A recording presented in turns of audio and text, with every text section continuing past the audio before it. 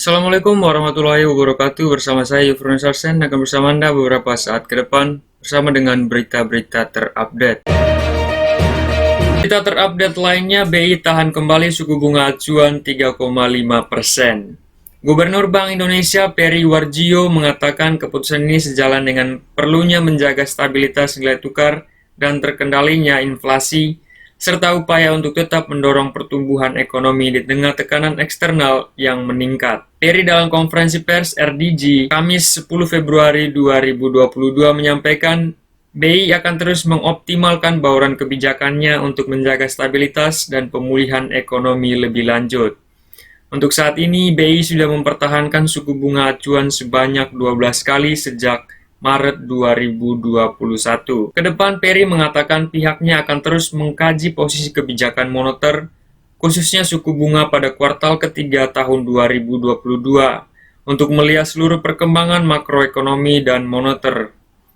Tentu saja nanti hasilnya akan sangat melihat data, dengan melihat inflasi, pertumbuhan ekonomi, makroekonomi, moneter, dan sistem keuangan lainnya.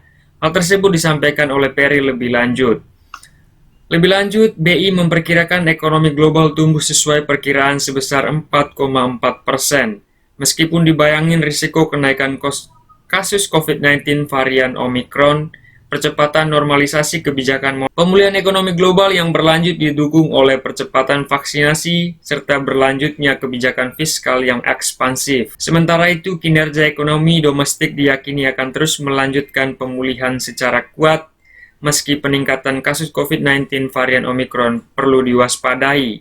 Sejumlah indikator ekonomi hingga Februari 2022 tercatat tetap naik, antara lain penjualan eceran, ekspektasi konsumen, dan PMI atau Purchasing Manager Index manufaktur di tengah perbaikan mobilitas masyarakat yang melandai. Dengan perkembangan itu, perekonomian domestik diperkirakan tumbuh lebih tinggi menjadi 4,7% hingga 5,5% pada tahun 2022. Tutur Peri lebih lanjut. Sejauh ini, lanjut Peri, inflasi tahun ini masih tetap terkendali dalam sasaran Bank Indonesia sebesar 3% plus minus 1% meski terjadi peningkatan pada bulan lalu dengan realisasi indeks harga konsumen secara tahunan 2,18% year on year. Lonjakan ini dinilai belum menunjukkan peningkatan inflasi secara fundamental.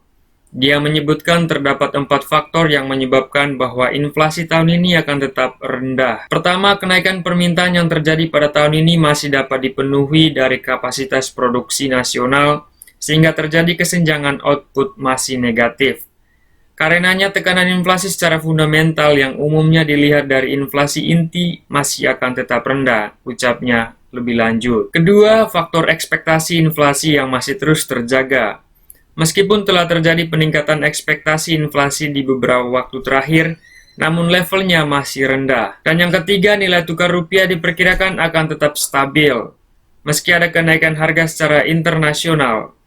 Kenaikan tersebut dinilainya tidak ditransmisikan kepada harga barang dan jasa di dalam negeri, karena nilai tukar stabil atau disebut exchange rate pass-through dari harga internasional dan harga domestik yang terkendali. Tutur Peri lebih lanjut lagi. Terakhir, Bank Indonesia akan terus berkomitmen dan koordinasi bersama tim pengendali inflasi pusat dan tim pengendali inflasi daerah untuk memastikan harga-harga tetap terkendali, termasuk harga-harga pangan. Hal ini menjadi penyebab inflasi yang tetap rendah, jadi dasar bagaimana kami rumuskan kebijakan suku bunga acuan, tegas Peri.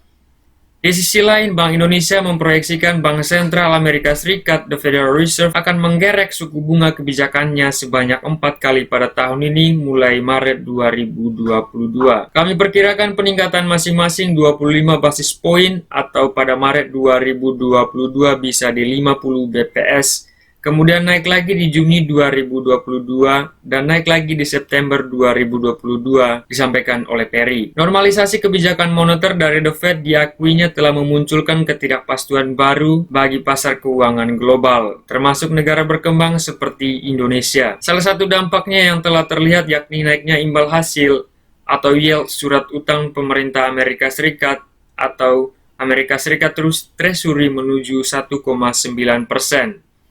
Perkembangan ini akan mempengaruhi peningkatan yield surat berharga negara atau SBN dan aliran modal asing ke SBN. Bagaimana dampak ke Indonesia? Tentu saja dampak terhadap aliran portofolio khususnya melalui SBN. Sementara aliran portofolio asing ke saham juga melihat prospek ekonomi Indonesia akan semakin membaik, ucapnya. Dampak lainnya yakni terdepresiasi nilai tukar rupiah. Kendati begitu, Peri menegaskan bahwa Bank Indonesia berkomitmen untuk menjaga stabilitas rupiah dengan melalui triple intervention di pasar spot, non-deliverable forward di pasar domestik, dan pembelian SBN di pasar sekunder. Meskipun beberapa waktu ini kondisi geopolitik alami kenaikan dan inflasi di Amerika Serikat menguat, tapi secara tren, dolar itu tidak sekuat dulu dan berikan kinerja positif terhadap nilai tukar rupiah. Nilai tukar rupiah secara fundamental didukung neraca transaksi berjalan yang terkendali rendah 1,1 hingga 1,9% dan surplus neraca pembayaran Indonesia yang tetap besar. Tegas Peri lebih lanjut.